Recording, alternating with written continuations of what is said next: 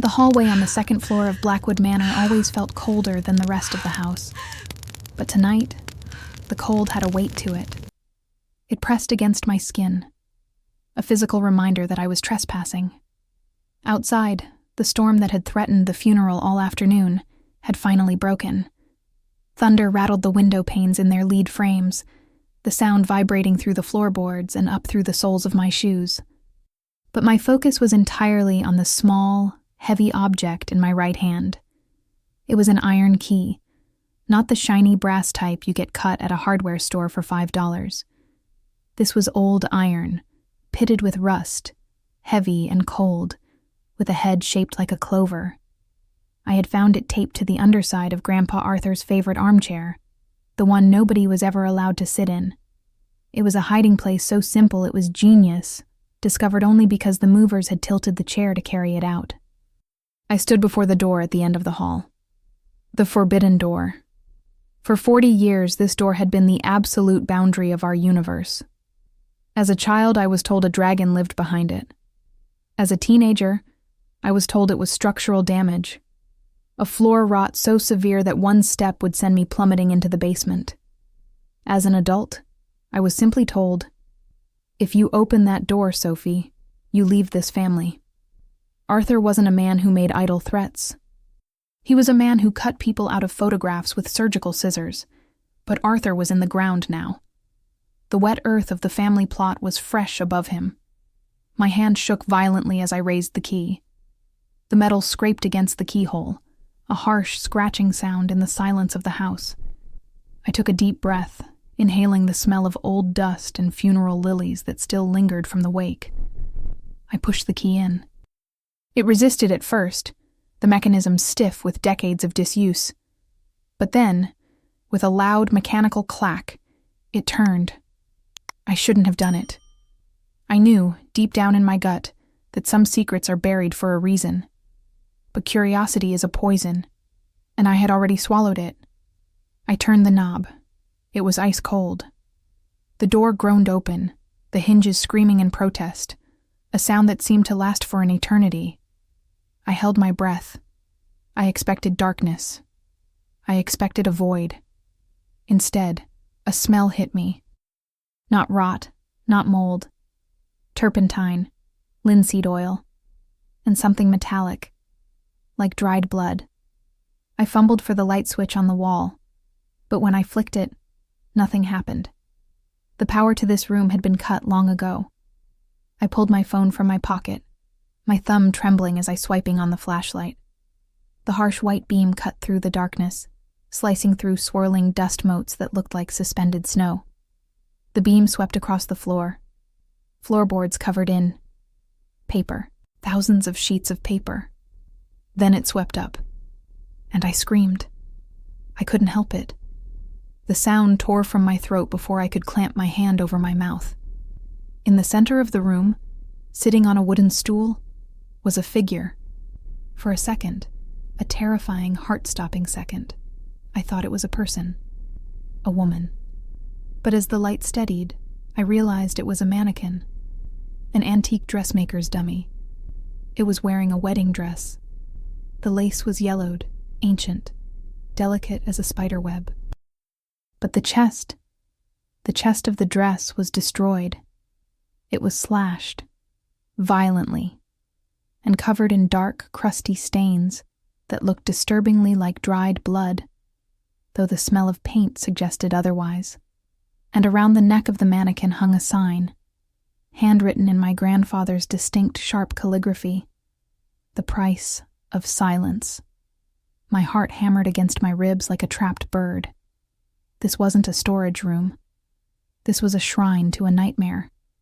To understand the horror of that moment, you have to understand who Arthur Blackwood was. The world knew him as a philanthropist, a titan of the textile industry, the man who donated a new wing to the hospital and paid for the town library's renovation. At the funeral this morning, people lined up to shake my hand. He was a saint, they said. A pillar of the community, the pastor intoned. A man of unshakable moral character, the mayor declared.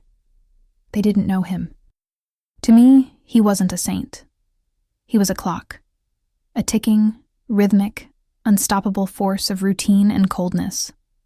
I lived with him for 20 years, ever since my parents died when I was 4. In all that time, I never saw him cry. I never saw him laugh with his mouth open. I never saw him lose his temper. He was a statue made of gray wool suits and polished leather shoes. Breakfast was at 6 a.m. Silence was mandatory. Dinner was at 7 p.m. Conversation was limited to the weather and my grades. He provided for me.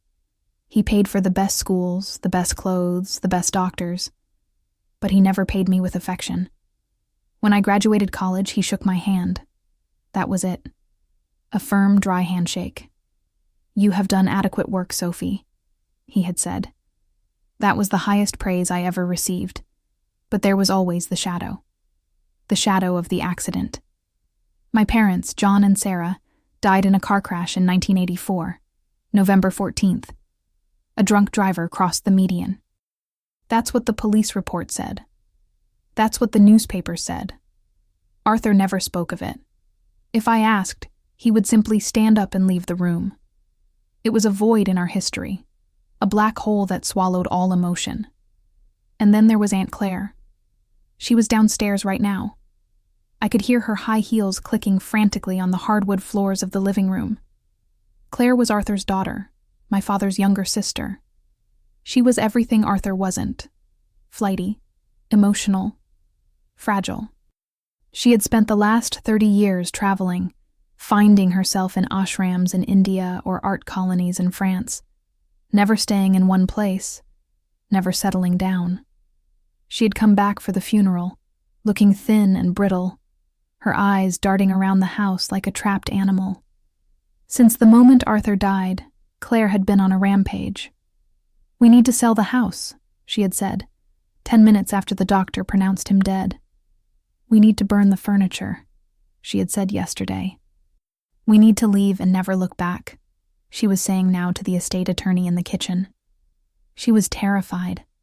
I could smell the fear on her, coming off her like the scent of the mints she constantly chewed. She didn't want to mourn him. She wanted to erase him.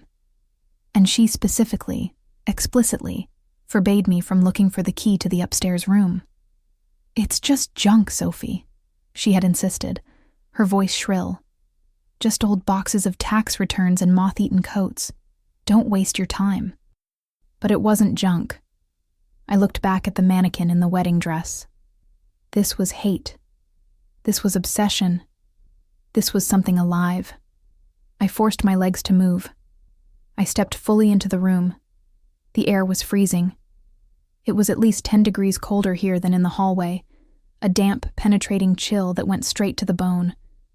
I swept the flashlight around the perimeter. The windows were boarded up, not just covered with curtains, but nailed shut with heavy planks of wood. Arthur had ensured that not a single ray of sunlight would ever touch what was inside this room. I walked toward the mannequin, the floorboards groaning under my boots, the papers on the floor. I crouched down to look at them. They weren't random. They were sketches. Hundreds of them. I picked one up. The paper was brittle, yellowed with age. It was a charcoal sketch of a woman's face. She was beautiful, young, with wide, expressive eyes. I recognized her immediately. It was my mother, Sarah. But the sketch had been defaced. Someone had taken a thick red marker, or maybe paint, and drawn violent X's over her eyes. I dropped the paper as if it had burned me. I picked up another one, a sketch of a car, a 1980s sedan, crumpled against a tree. The detail was obsessive. The shattered glass, the twisted metal. It was drawn with a loving, meticulous hand. Who drew these? Arthur wasn't an artist. He barely knew how to hold a pen for anything other than signing checks. Claire? Claire was the artist in the family. She had gone to art school in Paris before she stopped painting entirely in 1984. I stood up, backing away from the pile of drawings. My light caught something on the wall behind the mannequin. It was a calendar, a 1984 calendar. It was hanging on a rusty nail. Every day up until November 14th was marked off with a neat black X. But November 14th, the day of the crash, was circled in red. And written inside the circle, in Arthur's handwriting, was a single word: justice. Justice? My parents died in an accident. It was a tragedy. Why would he write justice? Unless it wasn't an accident. A noise made me jump. Scritch, scritch. It came from the door. I spun around, shining the light at the heavy oak door I had just opened. On the inside, the side facing the room, the wood was marred. I walked closer, my breath catching in my throat. They were scratches. Deep, frantic gouges in the hardwood. Some were low, near the floor. Some were at eye level. And stuck in one of the splinters, barely visible, was a fragment of something. I leaned in closer. It was a fingernail. A painted fingernail. Red polish. And it looked old. I felt a wave of nausea. Someone hadn't just used this room for storage. Someone had been locked in here. And they had tried desperately to get out. "Sophie!" Aunt Claire's voice pierced the silence, coming from the bottom of the stairs. It wasn't a call. It was a shriek of panic. "Sophie! Where are you?" I froze. If she found me here, if she saw this. I quickly shoved the charcoal sketch of my mother into my pocket. I'm in the bathroom," I yelled back, my voice cracking. "Come down," she screamed. Now, the lawyer found something. I looked one last time at the mannequin, at the slashed wedding dress, at the scratches on the door. Arthur hadn't just kept a secret. He had kept a prisoner, or memories of one. I stepped out of the room, pulling the door shut. I locked it. I put the key in my pocket. My hands were trembling so hard I could barely walk. I was going downstairs to face Claire, but I wasn't the same Sophie who had walked up these stairs 10 minutes ago.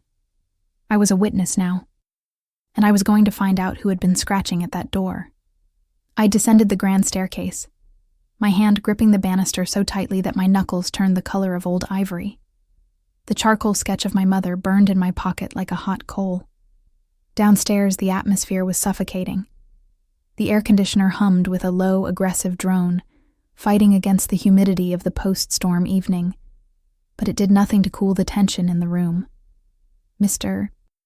Henderson, Arthur's longtime attorney, sat at the head of the mahogany dining table. He was a man who looked like he had been made out of parchment paper and ink, dry, brittle, and official. He had a briefcase open in front of him, and 3 stacks of documents laid out with military precision. Aunt Claire was pacing. She wasn't just walking, she was marching. Back and forth across the Persian rug, her heels clicking a frantic rhythm. Click-clack, click-clack. She held a glass of scotch in her hand, Arthur's scotch, and the ice cubes chimed against the glass every time she turned. "Finally," Claire snapped as I entered the room. Her eyes were red-rimmed, the mascara slightly smudged beneath the lower lashes. "Sit down, Sophie. Mr. Henderson has places to be." "I have all night, actually," Henderson said, his voice a soft, dry rasp. He looked at me over the rim of his spectacles. "Condolences, Miss Sophie. Your grandfather was a unique man." I sat opposite Claire. She refused to look at me.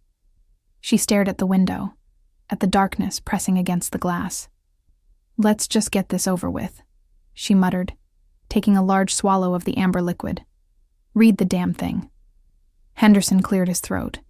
He picked up the document bound in blue heavy stock paper. Last Will and Testament of Arthur James Blackwood. Dated October 1st of this year. I blinked. October? That was 2 months ago. I thought his will was from the 90s. "He updated it," Henderson said, his eyes flicking to Claire. "Significantly." Claire went still. The ice in her glass stopped chiming. Henderson continued. "I, Arthur Blackwood, being of sound mind, dispense with the usual legalese. To my daughter, Claire Blackwood, I leave the sum of $500,000 on the condition that she never sets foot in the state of New York again. Claire let out a bitter, sharp laugh. Control freak until the end, even from the grave. And Henderson raised his voice slightly. To my granddaughter, Sophie Blackwood, I leave the remainder of the estate, the house, the investments, the accounts, totaling approximately $12 million. I sat back, stunned. $12 million? Claire didn't react to the money. She knew the family wealth. She was waiting for the other shoe to drop. However, Henderson said, pausing for dramatic effect. He looked directly at me. There is a condition attached to the inheritance of the house itself. What condition? I asked, my throat dry. Clause 4B, Henderson read. The contents of the room located on the second floor, north wing, the room commonly referred to as the locked room, must be destroyed immediately upon my death. They are to be incinerated. No inventory is to be taken. No examination of the items is permitted. If the seal on the door is found to be broken prior to the arrival of the professional cleaning crew, the entire estate is forfeited to the state charity fund. Silence. Absolute, ringing silence. My heart stopped. I felt the weight of the key in my pocket. I felt the memory of the door I had just opened. The seal. Broken. Claire turned to me slowly. Her face was pale, her eyes wide with a mix of terror and suspicion. Sophie, she whispered. Did you go up there? Why would he want it burned? I deflected, looking at Henderson. What is in there that is so dangerous it cost $12 million to hide? I do not know, Henderson said, closing the folder. I was only instructed to enforce the clause. A crew is scheduled to arrive tomorrow morning at 8 a.m. They will board up the room from the inside and burn the contents in the industrial incinerator at the waste management facility. Until then, the door must remain sealed. Claire slammed her glass down on the table. Ideally, it should have shattered, but it just made a dull, heavy thud. We have to burn it tonight, she said, her voice rising to a panic. We can't wait for the crew. We do it ourselves. We can't, Henderson said calmly. The clause specifies professional crew. If you tamper with it, you lose the money. I don't care about the money, Claire screamed. She stood up, her chair screeching against the floor. I care about closure. I want this house clean. I want him gone. She lunged across the table and grabbed my wrist. Her fingers were cold and clammy. Sophie, give me the key. I froze. What key? Don't lie to me, she hissed, her face inches from mine. I could smell the scotch and the mints. I saw you coming down the stairs. You look like you've seen a ghost. You found it, didn't you? You went in there. I didn't. I lied again, pulling my arm away. I was in the bathroom. You're a terrible liar, Claire spat. Just like your mother. The room went cold. Don't talk about her, I said, my voice dropping. You didn't even come to her funeral. Because he wouldn't let me, Claire shouted, tears finally spilling over. He banned me. He said I was the reason they were dead. He said I was a curse. Miss Blackwood, please. Henderson stood up, looking alarmed. Get out, Claire yelled at the lawyer. Get out. Leave the papers and get out. Henderson didn't need to be told twice. He gathered his things with practiced speed and practically ran out the front door. As soon as the door clicked shut, the house felt enormous and dangerous. Claire stood there, panting, her chest heaving. She looked at me with an expression I couldn't place. It wasn't just anger. It was fear. Pure, unadulterated terror. If you went in there, she whispered, her voice trembling, you have to tell me. Because if you saw the dress. She covered her mouth with her hand, realizing she had said too much. What about the dress, Claire? I asked, stepping closer. Why is there a wedding dress covered in blood upstairs? Claire didn't answer. She turned and ran. She ran up the stairs, stumbling, grabbing the banister. I'm going to bed, she choked out. Do not go back in there, Sophie. I'm warning you. For your own life.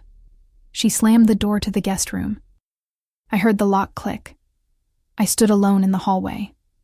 The grandfather clock in the foyer chimed. 8 times. I had 12 hours until the cleaning crew arrived.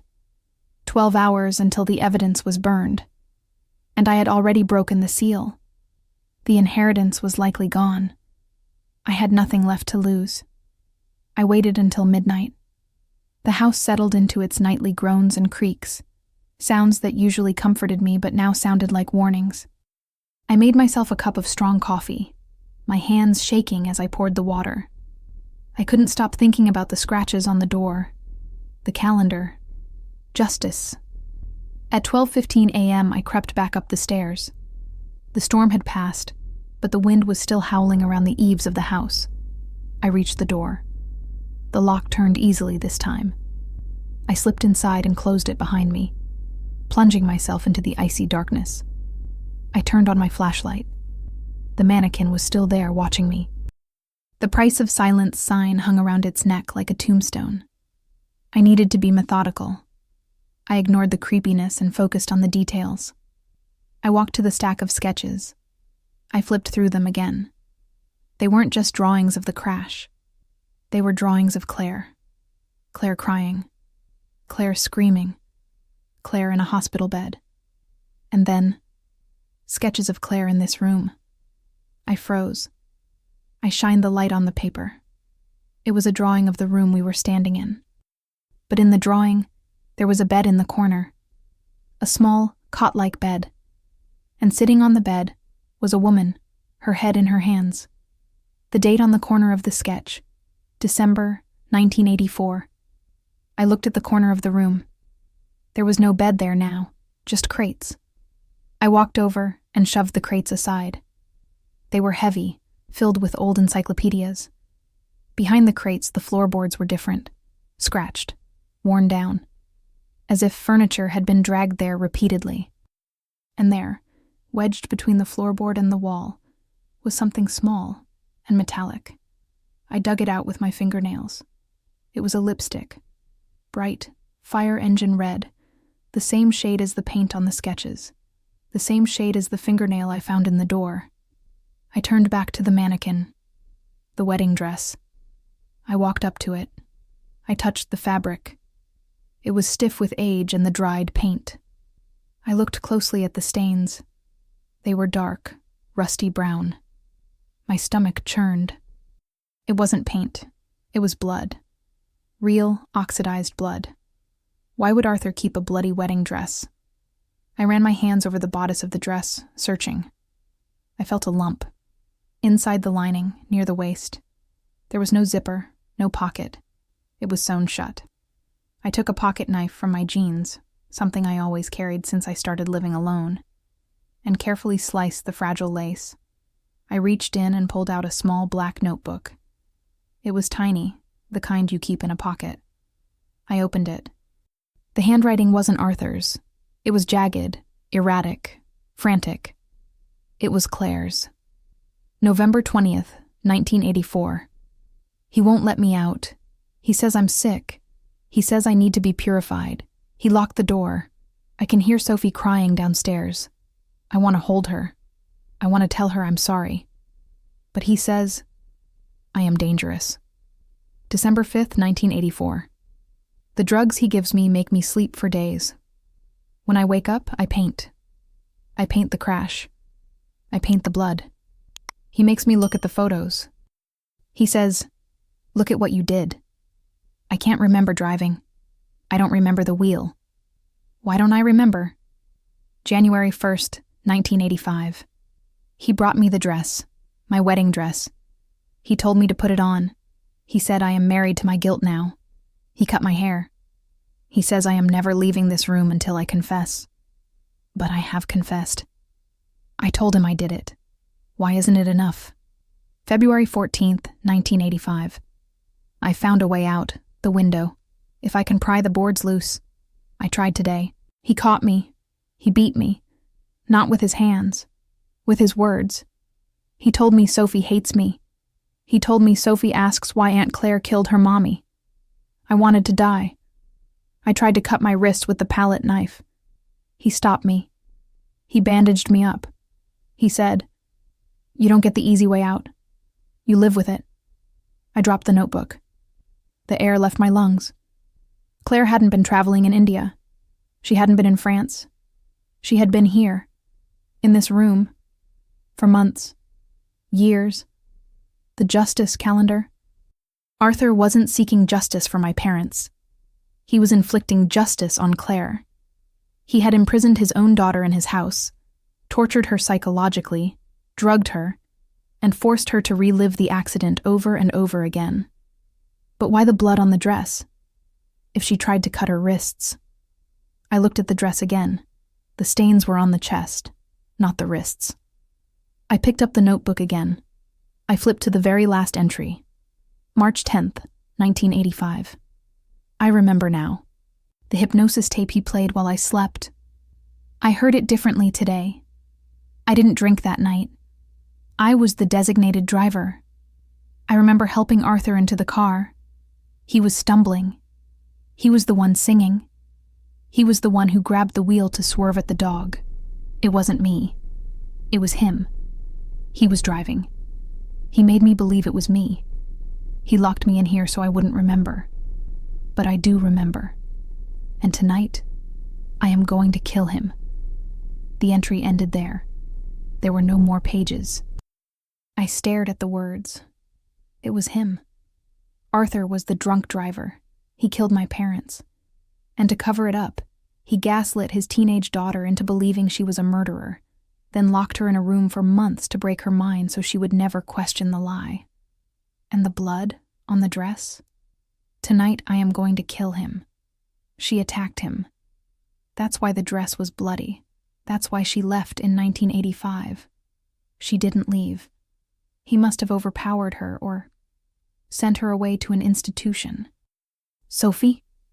The voice came from inside the room. I spun around. Aunt Claire was standing in the doorway. She wasn't holding a glass of scotch anymore. She was holding a gun. An old revolver, Arthur's service pistol. She was pointing it at me. But her hand was shaking so hard the barrel wavered like a pendulum. "I told you not to come in here," Claire whispered, tears streaming down her face.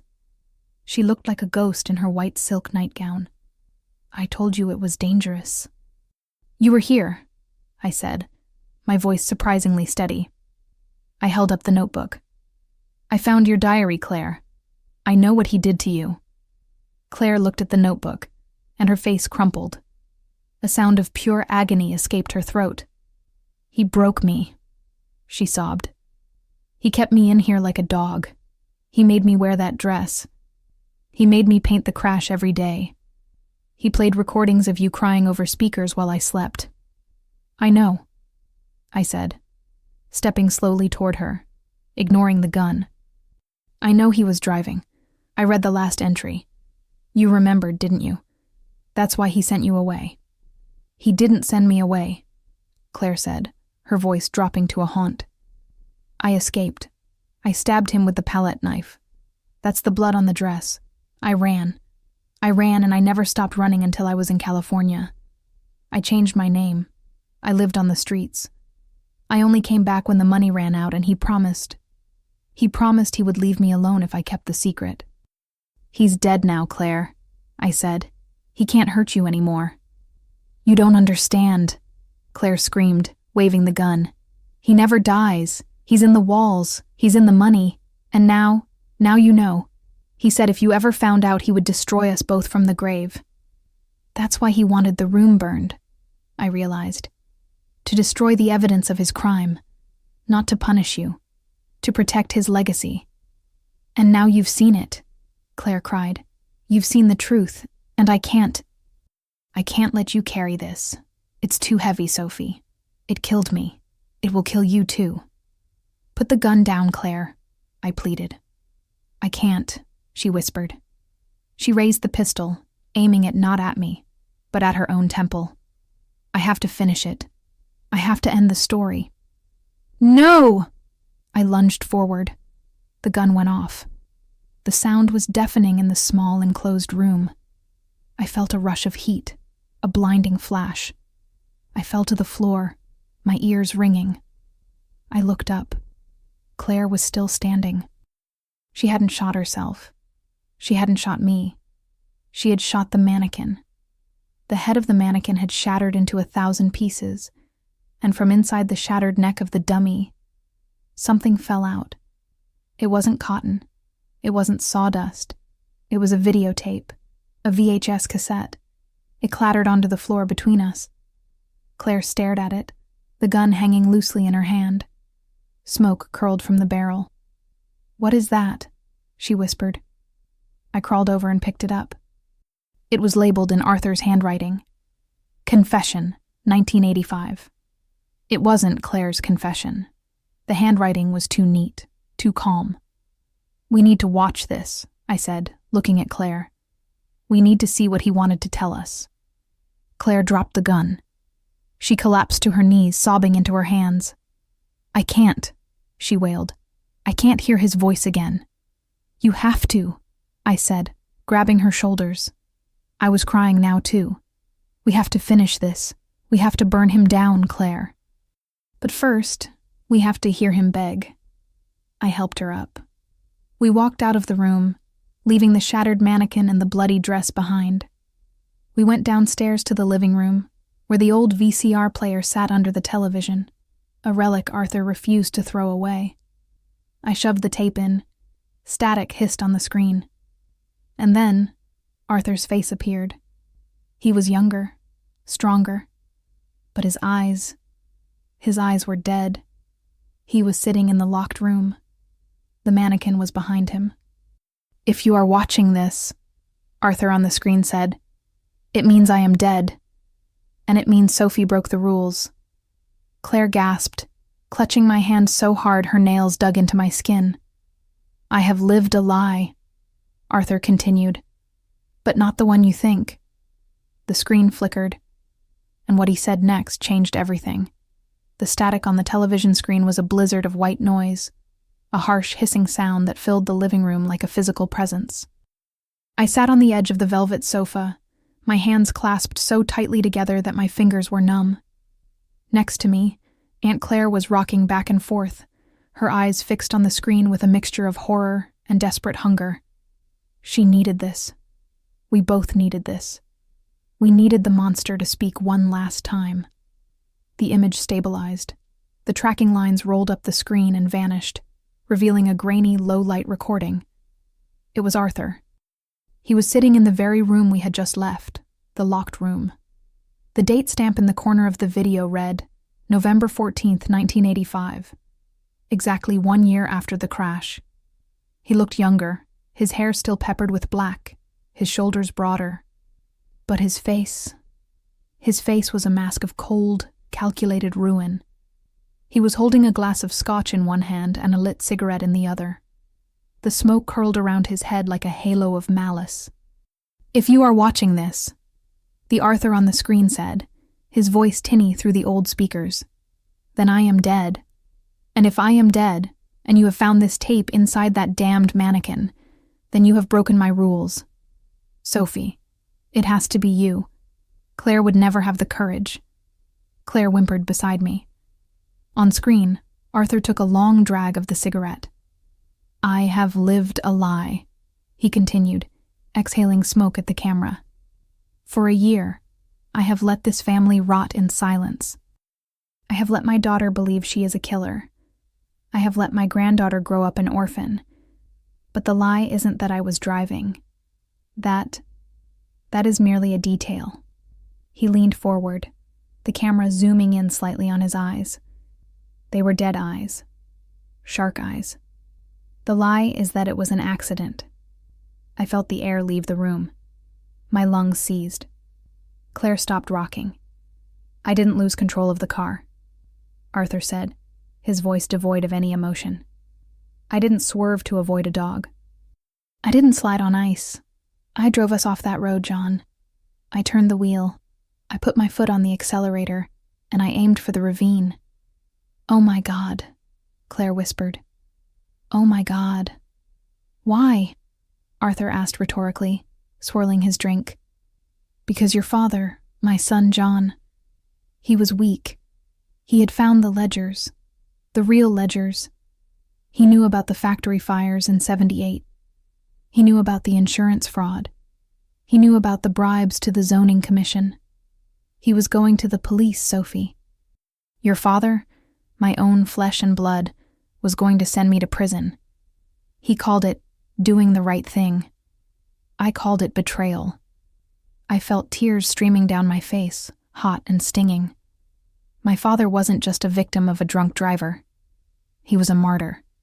He was murdered for trying to be a good man. We were in the car, Arthur continued. I was driving. I had been drinking, yes, to work up the nerve. John was in the passenger seat. Sarah was in the back with Claire. John told me he had already mailed the evidence to the district attorney. He said it was over. He said I was finished. Arthur chuckled darkly. I looked at him. I looked at his self-righteous face. And I decided that if I was going down, the legacy would die with me. I wasn't going to rot in a cell while he played the hero, so I turned the wheel. The room in the video seemed to darken.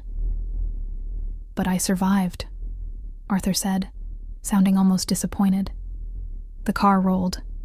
John died instantly. Sarah took longer, but I crawled out, and then I saw Claire. She had been thrown clear. She was unconscious in the snow. He paused. For the first time, his hand shook. I dragged her to the driver's seat. I realized in that moment, I had an opportunity. If Claire was driving, if my drunk teenage artistic daughter was driving, then it was a tragedy, a family sorrow. The police wouldn't look at the brakes. They wouldn't look at the tire tracks. They wouldn't look for a motive. They would just see a grieving father protecting his child. I sacrificed her, Arthur said, looking directly into the lens. I sacrificed my living daughter to bury my dead son. And when she woke up, I made sure she believed it. I locked her in this room not because she was dangerous, but because she started to remember. She started to ask about the argument in the car. She started to ask why I was shouting. I had to break her mind to save my own skin. And I did. I broke her beautifully. Claire let out a scream. It wasn't a scream of fear anymore. It was a scream of pure, unadulterated hatred. She grabbed a heavy crystal vase from the coffee table and hurled it at the television. Smash! The screen shattered. Sparks flew. The image of Arthur distorted, then vanished into black smoke. But his voice seemed to linger in the air, echoing off the walls. I broke her beautifully. He murdered them, Claire shrieked, falling to the floor among the shards of glass. He murdered John. He murdered Sarah. And he murdered me. He killed me that night, too. I slid off the sofa and crawled to her. The shattered glass cut into my knees, but I didn't feel it. I wrapped my arms around her. We held each other in the ruins of the living room, two survivors of a war we didn't even know we were fighting. The mystery of the locked room wasn't a ghost. It wasn't a supernatural curse. It was the calculated, sociopathic cruelty of a man who loved his reputation more than his own blood. The mannequin, the dress, the calendar. They were all props in his theater of torture. He kept them not out of guilt, but as trophies. Proof of his absolute control. He won, Claire sobbed into my shoulder. He lived his life. He died in his sleep. He got away with it. There is no justice, Sophie. There is no justice. I looked up at the portrait of Arthur hanging above the fireplace. His painted eyes looked down on us, smug and untouchable. No, I said, my voice hardening. He doesn't get to win. Not anymore. I stood up. I helped Claire to her feet. She was shaking, fragile, but there was a fire in her eyes now. The same fire I felt burning in my chest. What do we do? She asked, wiping blood and tears from her cheek. We can't go to the police. He's dead. The statute of limitations. The evidence. It's all ash. We don't need the police, I said. He wanted to protect his legacy. He killed for it. He tortured you for it. So we are going to do the one thing that would hurt him more than prison. I walked to the fireplace. I looked at the heavy brass poker. We are going to erase him. The will, Claire stammered. The inheritance. If we don't follow the rules. Screw the money, I said. It's blood money. It's the money he made by burning factories and bribing officials. I don't want a cent of it. Do you? Claire looked around the opulent room. The silk curtains, the antique vases, the gilded frames. She looked at the luxury that had been her prison. No, she whispered. I want it gone. Then let's give him the funeral he deserves. We spent the next hour working in a frenzy. We didn't burn the house down. That would be arson, and I wasn't going to prison for him. But we did something far more symbolic. We went back upstairs to the locked room. We dragged everything out. The mannequin pieces, the bloody dress, the sketches, the letters, the justice calendar. We carried it all out to the massive stone fire pit in the backyard. Then we went to his office. We took every award, every plaque, every newspaper clipping that called him a hero. We took the oil painting from above the fireplace. We piled it all onto the pyre. The storm clouds had cleared, leaving a cold, starry sky. The air was crisp. Claire held the bottle of lighter fluid. She looked at me. You do it, she said. He stole your parents. You light the match. I took the box of matches. I struck one. The flame danced in the wind, small but fierce. I looked at the pile. I saw the face of my mother in the sketch. I saw the dress that had been used to torture my aunt. Goodbye, Arthur, I whispered. I tossed the match. The fluid caught instantly. A roar of orange flame shot up into the night, devouring the lies. We watched as the wedding dress curled and blackened, the blood finally turning to ash. We watched the portrait of Arthur blister and peel, his smug smile melting away into nothingness. As the fire burned, I felt something lift off my shoulders. A weight I hadn't realized I was carrying. The weight of his silence. The weight of the locked door. Claire stood beside me watching the flames. She wasn't crying anymore. She looked younger. The lines of tension in her face were smoothing out. He told me I was broken, she said softly. He told me I was a puzzle with missing pieces. You're not broken, Claire, I said, taking her hand. You're a survivor. You survived a crash. You survived him. You're still here. She squeezed my hand. So are you. The next morning, when the professional cleaning crew arrived at 8 a.m., they found the front door open. They found the house empty. And they found the backyard filled with a pile of cold, gray ash. Mr. Henderson called me at noon. He was furious. You violated the clause, he shouted over the phone. The contents were examined. You destroyed the seal. The estate is forfeited. Do you understand what you've done? You've walked away from $12 million. I was sitting in the passenger seat of Claire's beat-up rental car. We were driving down the highway, the windows down, the wind whipping our hair. The sun was shining. I understand perfectly, Mr. Henderson, I said calmly. Donate it. Donate every single cent to the National Alliance for Victims of Drunk Driving and put it in the name of John and Sarah Blackwood. But Arthur would never, Henderson spluttered. Arthur is dead, I said, and his rules died with him. I hung up the phone and threw it into the back seat. Claire looked over at me and smiled. It was the first real, genuine smile I had ever seen on her face. Where are we going? She asked. I looked at the road ahead. It was long and open and terrifyingly free. I don't know, I said. Maybe Paris? You never got to finish art school. Claire laughed. It was a rusty sound, unused for decades, but it was beautiful. Paris sounds good, she said. I think I'd like to paint again, but no portraits, landscapes, big open landscapes with no walls. I leaned back in the seat and closed my eyes. Grandpa kept that door locked for 40 years because he thought the truth would destroy us. He thought we were weak. He thought we needed his lies to survive. He was wrong. The truth didn't destroy us. It set us free. And as we drove away, leaving Blackwood Manor fading into the distance behind us, I knew that we would never, ever look back.